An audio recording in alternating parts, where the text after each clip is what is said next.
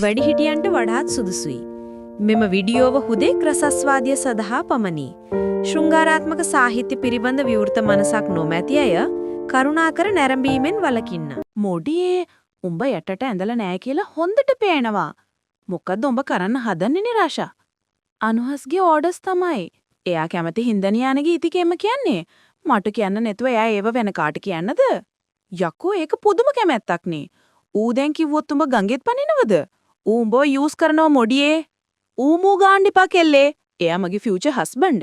නිරාෂා කිව්වේ සිහින ලෝකයක අතරමං වෙලා හරිම සැහැල්ලුවකින්.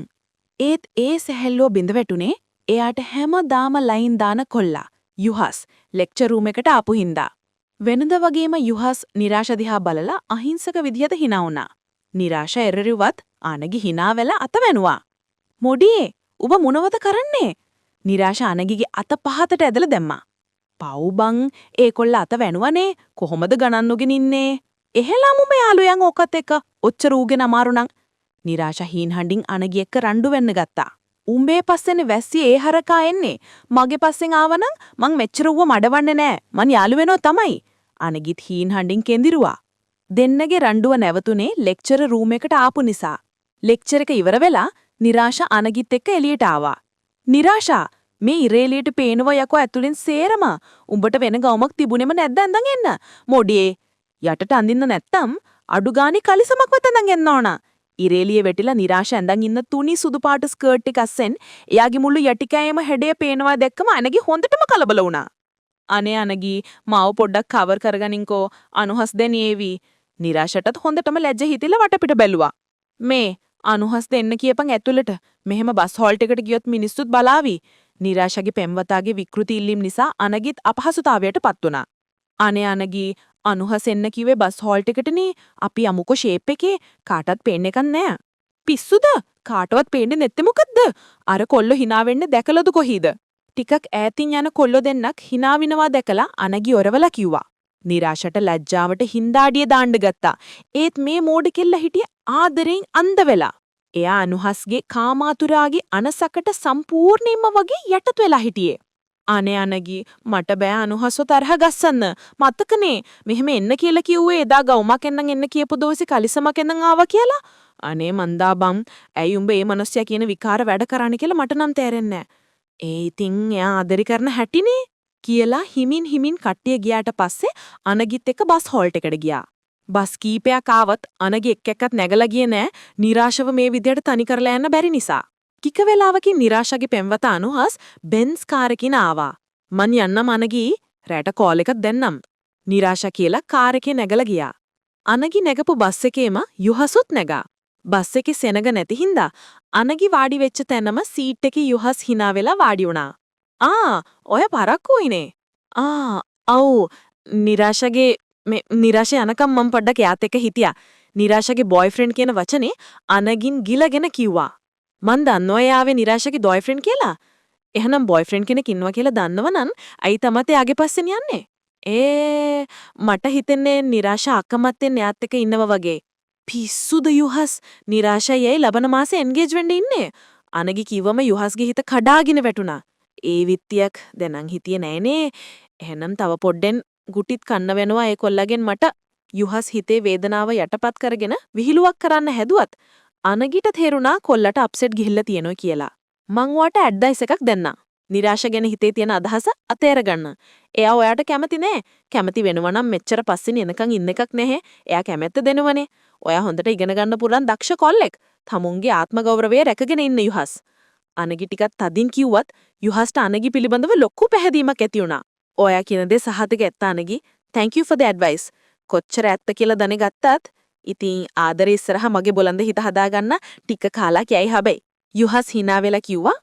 මේ සිද්ධිය මෙහෙම වෙන අතරම නිරාෂා අනුහස් එක්ක කාර් එකේ නැගලා ඉගිල්ලිලා ගියේ දවල්ට කන්න රෙස්ටෝරන්ට් එකට. අද මං කිව්ව විදිහට දාවේ? කිව්ව විදිහට තමයි.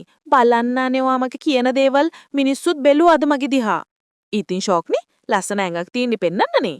ශීක් ජීවිතේ පළවෙනි වතාවට මම මේ යට සායක්වත් පෑන්ටියක්වත් නටුව එළියට ගියේ. හරි හලෝ මොන මගුලන්ත මේ ආපු වෙලේ ඉඳන් මෝනෙල්ලන් ඉන්නේ. දැන් ලබන සතියේ ඕගලන්ට අපේ ගෙදර එන්න කිව්වා අපේ අම්මා. වෙඩින් එක ගැන කතා කරගන්න. මට ඕනි කීකරු බිරිඳක්. ඔයාට බැරිද කියන්නක මං කියන දේවල් කරන්න. බැරි නම් මං අම්මට කියන්නම් ඉතින් මේ මගුල වෙන්නේ නැහැ කියලා. නෑ අනේ එහෙම එකක් නෙමෙයි මං කිව්වේ. හරි ඔන්න ඉතින්. ඔයා කිව්ව විදියට ආවනේ මම. මට ෂුවර් නෑ දැන් ඔයාව. කො පෙන්නන්න බලන්න. පෙන්නන්න කිව්වේ? යටට ඇඳලද කියලා පෙන්නන්න. අනුහස් කිව්වේ කෙල්ලගේ ලැජ්ජාව ගැන තඹ දොයිතුවකට මයින්ඩ් එක නොකර. මෙතන දෙයියනේ පාර යන වාහන දෙකීවි. මේ කායක ෆුල් ටින්ට්. පිස්සු නැතුව ඔය සාය උස්සන්න හලෝ. අනුහස් කියලා බලෙන්ම නිරාශගේ සාය උඩට ඇද්දා. කෙල්ල අත් දෙකම උකුල මත තියාගෙන සාය අල්ලගත්තා. ඔය පිස්සුද අනුහස් මොනවද මේ කරන්නේ? ඔහොමද තමුසි කීකරු බිරිඳක් වෙන්න හදන්නේ දැන්? අනුහස් කේන්තියෙන් ගැලුවා. කීකරු වෙනවා කියලා මට මිනිස්සු ඉස්සරහින් ඇඩොම් නැතුව ඉන්නද කියන්නේ අනුහස්? ඔයා බැන්දට පස්සේ බලන්න ඕනේ ඒව සේරම මිනිස්සු ඉස්සරහින් බලන්න හදන්නේ. හරි. එහෙනම් අපි යමුකෝ. අනුහස් කිව්වේ නිරාශා බලාපොරොත්තු නොවුණු විදිහට හොඳට hina වෙලා. ඒ hinaව ඉදිරියේ නිරාශා ආයමත් අඳ වුණා. අනේ අනුහස් ඔයාට කේන්ති ගියාද? රෙස්ටොරන්ට් එකට ගියාට පස්සේ නිරාශා අනුහස්ගේ අතින් අල්ලලා ඇව්වා. නෑ නිරාශා ඔයා අකමැති නම් මං කියන විදිහට ඉන්න ඕනේ නෑ. මං වාට ආදරේ. මගේ සතුටට වඩා මට වැදගත් වෙන්නේ ඔයාගේ සතුට. අනුහස් hina වෙලා කිව්වත් ඒ කටහඬේ කොතනක් හෝ සියුම් බලාපොරොත්තු කැඩවීමක් ගැබිලා වෙලා තියෙනවා කියලා නිරාශට හොඳටම දැනුණා. දෙන්න කෑම ඕඩර් කරාට පස්සේ අනුහස් ආයෙමත් කතා කරන්න ගත්තා. මං රත්තරන් බඩු හදවන තැනක් බැලුවා. කාලා ඇමුද එතන තියෙන ඩිසයින්ස් බලන්න. අනේ ඔයා ගොඩක් මං ගැන හිතනවා අනුහස්. නිරාශට කලින් අනුහස්ව අකීකරු හච්චේක ගැන පසුතැවිල්ලත් ඇති වුණා. මට ඕනේ වෙඩින් එකේ සේරම ඔයා කැමති විදිහට වෙන්න. ඒකයි ඉතින් මම කලින් අඩු ගානේ මට කැමති විදිහට ඔයාට අරමවත් කරන්න කිව්වේ. ඒත් ඔයා කැමතිනේ. අනුහස් ඔයා මට එහා පැත්තෙන් වාඩි වෙන්නකෝ. වේට ඇවිත් කැම තියලා ගියාට පස්සේ නිරාශා කිව්වා. අනුහස් නිරාශා කිව්ව විදිහට එයාට එහා පැත්තෙන් වාඩි වුණා. කෙල්ල වටපිට බලලා හිමීට ඉස්සිලා ඇඳන් ඉන්න සාය උඩට ඉස්සුවා. ඔන්න. නිරාශා කොච්චර ලැජ්ජා වුණත් hina වෙලා කිව්වේ අනුහස්ව සතුටු කරන අදහසින්. හොඳ කෙල්ලා. මං කිව්ව විදිහටම යටට ඇඳලා නෑ නේද? අනුහස්ගේ මූණේ සතුටු hinaවක් ආවි නිරාශායාගේ පහත ආශාවන් සංසීදවනවා දැක්කම. නිරාශා කැම පිඟාන දිහා බලාගෙන ලැජ්ජාවෙන් ඔළුව වැනුවා. ඔහොම්ම ඉන්නකෝ කැම ඉමර වෙනකන්.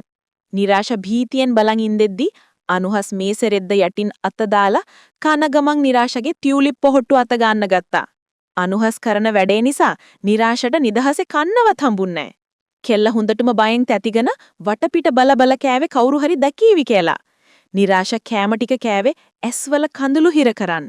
ජීවිතේ කවදාංගවත් දෙනිල නැටි තරම් ලැජ්ජාවක් නින්දාවක් කෙල්ලට දැනුණා. සතියේ දවසක් නිසා වෙලාවට රෙස්ටොරන්ට් එක බිසි නෑ. අනුහස් රිසීස නිරාශගේ නිරාවරණ වෙලා තියෙන ටියුලිප් මල ස්පර්ශ කරා. good girl මං කිව්ව විදිහටම යටට ඇඳලා නෑ නේද? අනුහස්ගේ මූණේ සතුටු හිනාවක් ආවි නිරාශා යාගේ පහත් ආශාවන් සංසිඳවනවා දැකලා.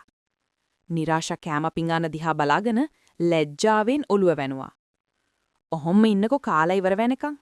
නිරාශා බීතියෙන් බලන් ඉඳිද්දි අනුහස් මේස රෙද්ද යටින් අත දාලා කන ගමන් නිරාශාගේ ටියුලිප් පොහොට්ටුව අත ගහන්න ගත්තා. අනුහස් කරන වැඩේ නිසා නිරාශට නිදහසේ කන්නවත් හම්බුනේ නැහැ. කෙල්ල හොඳටම බයින් තැති අරගෙන වටපිට බල කෑවේ කවුරු හරි දකීවි කියලා. නිරාශා කෑම ටික කෑවේ ඇස්වල කඳුළු හිර කරන්. ජීවිතේ කවදාවත් දැනිලා නැති තරම් ලැජ්ජාවක්, නින්දාවක් කෙල්ලට දැනුණා. සතියේ දවසක් නිසා වෙලාවට රෙස්ටොරන්ට් එක බිසි නැහැ. අනුහස් රිසිසේ නිරාශාගේ නිරාවරණ වෙලා තියෙන ටියුලිප් මල ස්පර්ශ කරා. මේ වගේ විකෘති වැඩ ඇරෙන්න අනුහස් ඇත්තටම කෙල්ලට ගොඩක් හොඳින් සැලකුවා. අනුහස්ගේ පවුල වුණත් ගොඩක් වැදගත්. සල්ලි යහැරෙම් තියෙන පවුලක්. නිරාශාගේ පවුලේ ඇත්තටම අනුහස්ට කැමති උනේත් ඒකමයි. නිරාශා ඉදා රෑ ගෙදර ගිහින් හොඳට මෑඬුවා. ලැජ්ජා බොයට හැදිච්ච නිරාශාට ඒ වගේ දෙයක් කරන්න උනේ එක ගැන මතක් වෙනකොට එයාට අම්මට තාත්තට පවා මුණ දෙන්න ලැජ්ජාවක් ඇති වුණා. කෙල්ල ඇඳේ වතරිලා කල්පනා කරේ තමුන් අනුහස්ව බඳින්න ගත්ත තීරණේ හරිද කියා. මෙහෙම හිත ඉන්න අතරේ නිරාශාගේ අම්මා කාමරේට ආවා. "දූ, අනුහස් පුතාගේ අම්මා කතා කරා දැන්. වෙඩින් එකට යන සේරම වේදන් ඒගොල්ලුන්ගේ පෙට්ටෙන් බලා ගන්නවා කිව්වේ. අනේ වාගේ වාසනාවට අනුහස් වගේ කොල්ලෙක් හම්බුනේ දූ. වාගේ යාළුවන්ට ඉරිසියත් ඇති නේද? අනුහස් එක වාහනවලුම් ඔයාව එක්කන් යන්න එනකොට." නිරාශාගේ අම්මා එහෙම කිව්වම නිරාශා තව තවත් මේ මගුලේ හිර වෙනවා කියලා යට දෙනුණා. "මගෙත් එක්ක ඉන්නේ ඉතින් අනගි විතරයිනේ අම්මා. එයා එහෙම ඉරිසියා කරන જાතියේ කෙල්ලෙක් නෙමෙයි." නිරාශා hina වෙලා කිව්වේ අත්‍තරම අනගි හොඳ කෙල්ලෙක් නිසා. හැබැයි අනගී අනුහස්ට අකමැති බව නිරාශා අම්මට කියන්න ගියේ නේ. මේ අතරේ අනගිට දන්නේ නැති නම්බර් එකකින් කෝල් එකක් ආවා රෑ ඇඳට වෙලා ෆෝන් එක බල බල ඉඳෙත්ති. "හැලෝ අනගී මම යුහස්." යුහස්. ඇයි මේ රෑ කෝල් කරේ? නින්ද යන්නේ නැද? අනගී hina වෙවි ඇහුවා. "නෑ අනගී. අනේ සෝරි මේ වෙලාවේ ඔයාට කතා කරනවට. ඒත් අද දවසේම මගේ හිතට වද දුන්නු ලොකු ගැටලුවක් තියෙනවා." නිරාශාට බොයිෆ්‍රෙන්ඩ් කෙනෙක් ඉන්න එකද? බොයිෆ්‍රෙන්ඩ් කෙනෙක් ඉන්න එකත් ප්‍රශ්නයක් තමයි. හැබැයි මට ඊට වඩා ප්‍රශ්නේ අද කොල්ලෝ නිරාශා ගැන කියපු ජර කතා. ජර කතා? නිරාශා ගැන? ඒ මොනවද? එයාද ඇඳන් ආපු විදිහ ටිකක් අමුතුයි නේද? කොල්ලෝ කීප දෙනෙකුට ඒක නෝට් වෙලා තිබුණා. මම මේ ඇත්තටම ඔයාට කෝල් කරේ නිරාශට හිමීට එක කියන්න කියන්. පව් එයා දන්නේවත් නැතුව ඇටි. මගේ නෝනත් මම කැමති නෑ එහෙම ගෑනු ළමෙක් ඇත කතා අහගන්නවට. යුහස් එහෙම කිව්වම ඇත්ත සිද්ධිය දන්න අනගිට කර කියා ගන්න දෙයක් නැති වුණා. මං එයාට කියන්නම් යුහස්. තැන්ක්ස් කිව්වට. අනගි අමාරුවෙන් තෙපළුවේ වෙන මොනවද කියන්න කියලා හිතාගන්න බැරුවා. Good night අනගි. ඔයාට ගොඩක් පින් අද මගේ හිත හැදුවට. ඔයා මගේ හිත හැදුවද? මන් දන්නෙත් නෑනේ. hina වෙම අහුවා අනගි. ඔව් ඔයාද මට දීපු ඇඩ්වයිස් එක මට තදින්ම හිතට වැදුනා. මම ආයේ නිරාශාගේ පස්සෙන් යන්නේ. ඒකනේ. දැන් එහෙනම් හිත සැහැලුවෙන් නිදාගන්න පුළුවන්නේ? පුළුවන්. Good night Anagi. සඳුදා ක්ලාස් එකේදී හම්බුවෙමු. සඳුදා අනගි ලෙක්චර්ස් ඇවිත් තිබුණේ තනියම. අද නිරාශා නැද්ද? ලෙක්චර්ස් ඉවර වෙලා යුහස් ඇහුවා. අද ඒගොල්ලොන්ගේ ගෙදර අය අනුහස්ගේ ගෙදර යනවා. වෙඩින් එකේ වැඩ ගැන කතා කරගන්න. අප්පා ඒ කියන්නේ ළඟදීම බඳිනවද? මම හිතුවේ එන්ගේජ්මන්ට් එක විතරයි කියලා. කොච්චර වුණත් යුහස්ට තවමත් සියුම් දුකක් ඇති වුණා නිරාශා බඳිනවා කියලා දැනගත්තම. ඔයා දැන් යා ගැන හිතන එක නතර කරන්න. ඇත්තම කියනවා නම් අනගි එදා රෑ ඔයාත් එක්ක කතා කරාට පස්සේ මම නිරාශා ගැන හිතන එක ගොඩක් අඩු වුණා. නිරාශා නැති නිසා යුහස්ට එදා අනගිත් එක්ක ගොඩක් වෙලාව කතා කරන්න වෙලාව ලැබුණා. යුහස්ගේ හිතේ තියෙන ව්‍යාපාරික අදහස් ඇහුවම ඇත්තටම අනගිට තීරෙන්න ගත්ත යුහස් කියන්නේ කොච්චර ධෛර්යවන්ත කොල්ලෙක්ද කියලා.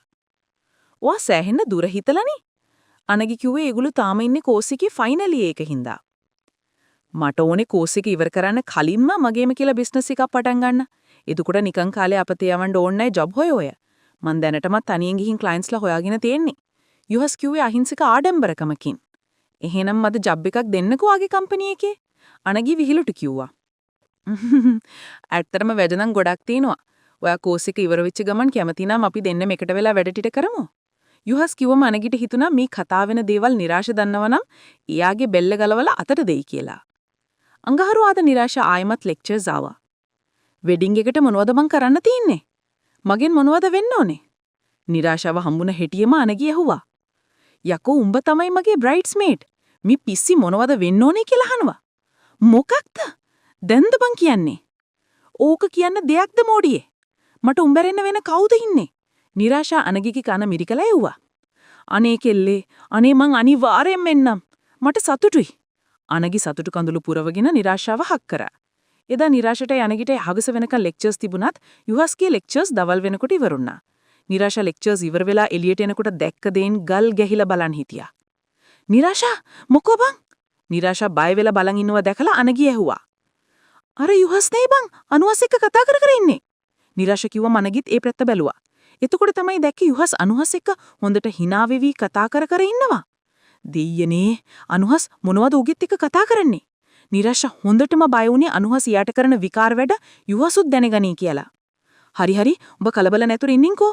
මං යුහස්ගෙන් අහගන්නම් අනුහස් මොනවද කිව්වේ කියලා. මොකක්ද පිස්සුද? උගෙත් එක්ක උඹ කතා කරන්න යන්න එපා. බය නැතුව ඉඳින්කෝ. යුහස් මගෙත් එක්ක කතා කරනවා හොඳට. මට ෂේප් එක ඕක අහගන්න පුරුවන්. අනගි නිරාශාව අස්සව්වා. අනගි යුහසුට වෙච්ච කතාබහ සේරම නිරාශා එක්ක කියන්න ගියේ නෑ. ඊත් පහුගිය දවස් ටිකේම යුහස් රැට නිදාගන්න කලින් එයාට කෝල් කරා. මට පේන්නේ මගේ මගුලට කලින් උඹේ මගුලට මට බ්‍රයිඩ්ස්මේඩ් එන්න වී වගේ. නිරාශා hina වෙලා අනුමස් ගාවට ගියා. ඔයා මොනවද අර කොල්ලත් එක්ක කතා කරේ? අපි දෙන්න මේ බිස්නස් ගැන කතා කරේ. ඒ කොල්ලා වැඩකාරෙක්. එයාට බිස්නස් එකක් තියෙනවා. මම හිතන් ඉන්නේ මිනිහට කියලා මගේ බිස්නස් එකේ මාකටිං වැඩ ටික කරවගන්න. යුහස්ට බිස්නස් එකක් තියෙනවා. ඔව් මේ මුලින් ඉඳන්ම කෝස් එකට ආපු කෙනෙක්නේ. නිරාශා අනුහස්ගේ හැටි දන්න නිසා යුහස් යාගේ පස්සෙන් ආපු බව කිව්වේ නෑ. ඒත් නිරාශා ඒ වෙලේ දනන් හිටියේ අනුහස් යුහස් එක්ක පැය ගාණක් කතා කරලා හොඳටම ෆිට වෙලා හිටියේ කියලා. අනුහස් කොහොමත් කොල්ලොත් එක්ක හොඳට කතා කරන්න දක්ෂයි. යුහසුත් හිතී දැන් නිරාශ ගැන අදහසක් නැති නිසා එයා අවංකවම ඉස්සරයා නිරාශගේ පස්සෙන් ගියේ කියලා අනුහස්ට කියලා තිබුණේ. ඒත් නිරාශා ඒ ගැන සඳහනක් නොකරපු එකට අනුහස් හිත යටින් කේන්තියෙන් හිටියා. එක කොල්ලන්ව අවුසලා. උඹ මට ඒ ගැන කියන්නවත් නිතු හංගන්නනේ කල්පනාව. උඹට මම හොඳ වෙදක් කරන්න නිරාශා. මම මේ කොල්ලා ඉස්සරහම උඹට කවදාහයි පාඩමක් උගන්වනවා. අනුහස් හිතින් හිතයි ගත්තා. එදා රෑ වෙනදා ලගිම යුහස් අනගිට කෝල් කරා. වා මොනවද අනුහස් එක්ක කතා කරේ? එයාගේ කම්පැනි එකේ මාකටිං කැම්පේන් එකක් හදන්න පුරුවන්ද කියලා ඇහුවා. මිනිහා සල්ලිකාරයෙකුනට මාර නිහමාදිනේනේ. යුහස් කියපු විදිහට අනගිට තීරුණා යුහස් අනුහස් ගැන පැහැදීමකින් ඉන්නේ කියලා. පරිස්සමින් කරන දෙයක් කරන්න. අදත් අපිත් එක්ක එකතු වුණ යාළුවෝ හැමෝටම ස්තුතියි. මේ කතාවේ දෙවනි කොටස බලන්න මාව සබ්ස්ක්‍රයිබ් කරලා තියාගන්න යාළුවනි. අදට ගිහින් එන්නම් අලුත් රසවත් කොටසකින් නැවත හමුවෙමු. ආදරේ ඔයාලට.